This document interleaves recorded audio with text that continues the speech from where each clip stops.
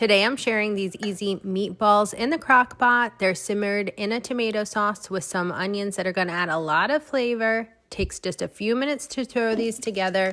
Let them simmer for a few hours and then serve with spaghetti. This is a great weeknight dinner because it only has a few minutes of prep time. Sauté half a diced onion with 1 tablespoon olive oil in a pan over medium-high heat.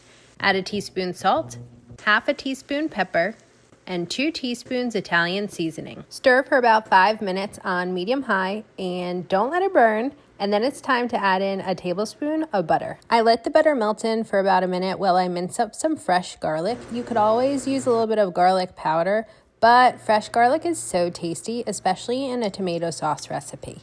I used 3 large garlic cloves, which is about a tablespoon and a half of minced garlic. While the veggies are sautéing, you definitely don't want them to burn. You just want them to become translucent and get all fragrant from the spices. So adjust the burner down to medium along the way if you have to. In just 1 to 2 minutes, the garlic is going to be ready to take off the heat, and you can transfer the onion and garlic mixture directly into a crock pot. Add in 2 cans of tomato sauce, the large 28-ounce size.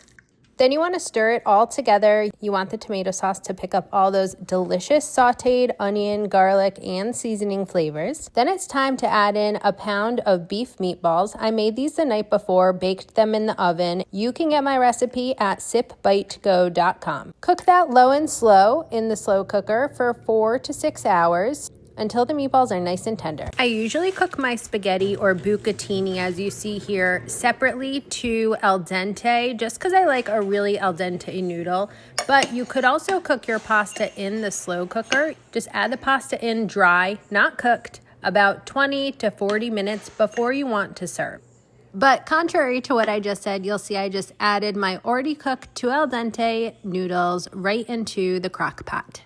This meatball spaghetti dish is ready to serve once you top it with some freshly grated Parmesan cheese and some fresh basil leaves. If you love easy and delicious recipes, make sure to sign up for my Foodie Fridays email list. I'll leave you the link. And don't forget you can print all my recipes at sipbytego.com. Delicious.